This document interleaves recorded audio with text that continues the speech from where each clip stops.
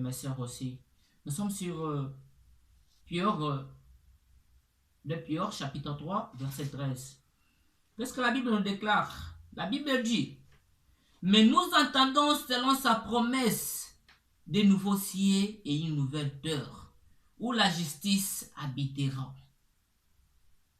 Mais nous entendons selon sa promesse de nouveaux cieux et une nouvelle terre, où la justice habitera. Si c'est l'apôtre Pierre qui parle ici, il dit selon sa promesse. La promesse de qui? C'est la promesse de Dieu. Il dit selon sa promesse, nous entendons de nouveaux cieux et une nouvelle terre, d'où la justice habitera. Alors notre thème d'aujourd'hui, c'est nouveaux cieux et une nouvelle terre. Nous allons essayer de partager avec vous, de savoir qu'est-ce qu'on appelle nouveau cieux et qu'est-ce qu'on appelle encore nouvelle terre. Tandis que ce que nous vivons aujourd'hui, nous voyons, nous sommes sur la terre et nous voyons encore le ciel. Si nous retournons dans l'Ancien Testament, quand Dieu créait d'autres choses, quand Dieu créait le ciel et la terre, il disait que il a fait séparer de l'eau qui était en haut et l'eau qui était en bas, à faire descendre notre eau en bas et autre le faire enlever en haut. Mais alors on l'a appelé l'espace qui avait resté que le ciel. Alors cela veut dire que, prenons l'exemple, je piétinais sur la terre. C'est-à-dire que mes membres qui sont ici, ils sont dans le ciel. Parce que je disais que l'espace qui reste sur les eaux qui est en bas et ce qui est en haut, cet espace-là, c'est ce qu'on appelle ciel. Alors la terre, c'est ce que nous piétinons. Alors nous allons essayer de partager ensemble, de savoir qu'est-ce qu'on appelle nouveau ciel et une nouvelle terre.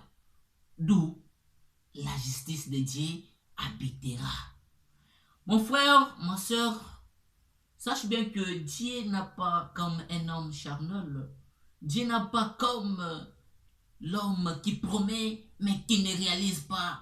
Si Dieu promet quelque chose, il disait que je suis derrière ma parole pour l'accomplir. Si Dieu promet quelque chose, il sera derrière sa parole pour faire quoi? Pour faire l'accomplissement de ses paroles. Un homme peut te promettre que, mon frère, je viendrai chez toi samedi à 10h. Tu arrives maintenant à 9h30, la pluie commence.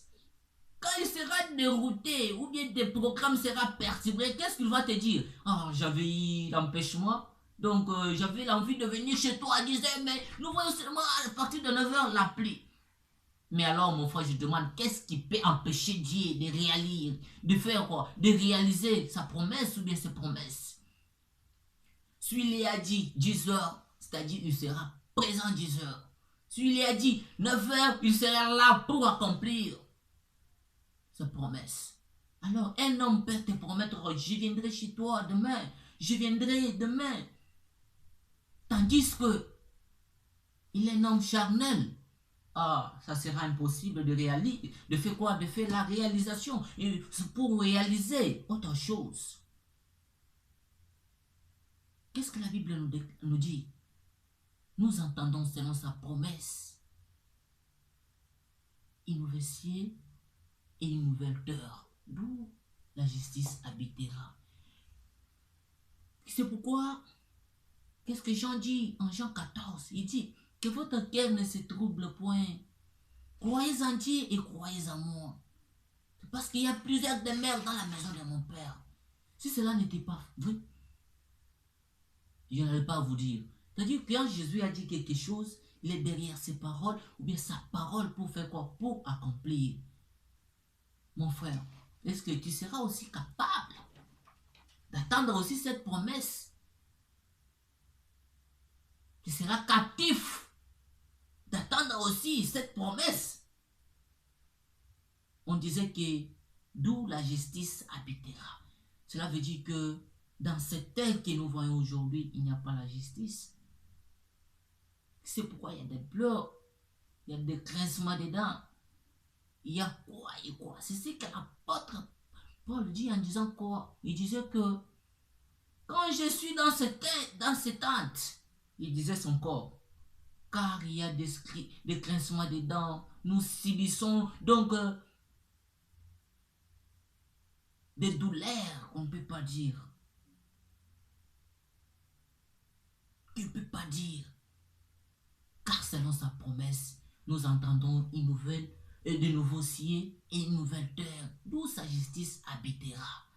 Mon frère, pour attendre quelque chose à quelqu'un, ça demande que tu sois en contact avec la personne qui donc va te promettre quelque chose. Jamais moi et toi, nous pouvons être schémaés et je te promets quelque chose. Là, tu dois comment mon cœur sera toujours tellement agité en disant que est-ce que réellement cette personne va réaliser ses promesses. Parce que moi et lui, il n'y a pas de bonne relation. Tu vois?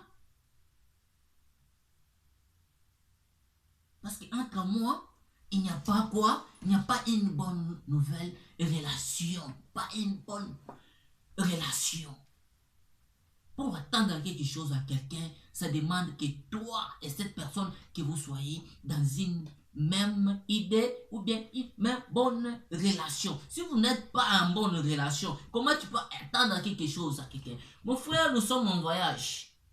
Prenons l'exemple de voyage que nous faisons ici sur la terre. Tu peux avoir un visa que tu vas partir en États-Unis. Qu'est-ce que ça te demandera quoi? Ça va te demander de ranger tout. De ranger tout. Des passeports, des visas, ceci, cela. Et le jour de ton voyage, si c'était que l'avion est prévu que ça va décoller à 10h30, alors qu'est-ce que les gens font? Les gens font que 10h juste, ils sont déjà à l'aéroport, mon frère. C'est-à-dire, ils sont pris. Les gens, il est pris de son voyage. Alors, ce que nous aussi nous faisons, c'est le voyage que nous faisons.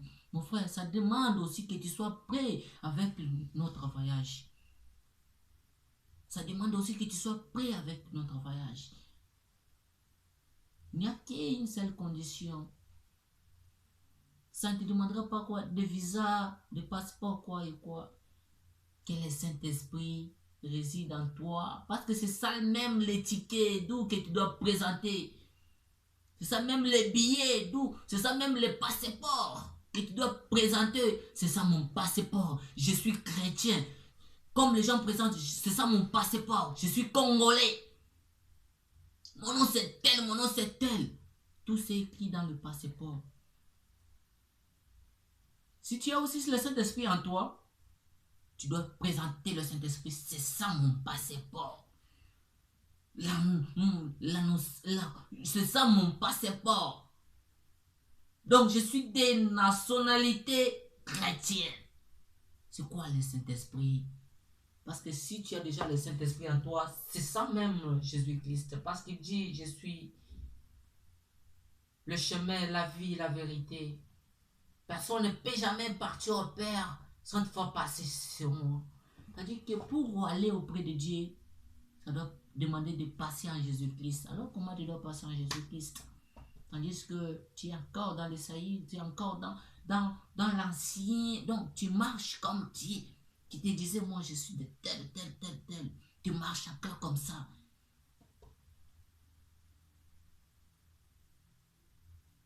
Et de bonnes relations avec Jésus. Et de bonnes relations avec Jésus, mon frère, ma soeur. Mon bien-aimé, je te demande, au nom de Jésus-Christ, le Saint-Esprit, c'est la même Jésus-Christ. C'est la même Jésus-Christ. Parce que si tu as Jésus-Christ en toi, tu es capable et tu seras en attente de sa promesse. Quelle promesse il nous a promis en disant que nous entendons de nouveaux cieux et une nouvelle terre d'où sa justice habitera. Nous essayons de prendre aussi dans l'Ancien Testament le livre de Ésaïe 65, chapitre 65, verset 17. Nous allons descendre vers 19e verset. Nous lisons. Car je veux créer de nouveaux cieux et une nouvelle terre, On ne se rappellera plus des choses passées. Elles ne reviendront plus à l'esprit. C'est le prophète Esaïe qui parle ici. Il parle en prophétie. Il parle de prophétie d'où il avait reçu auprès de Dieu.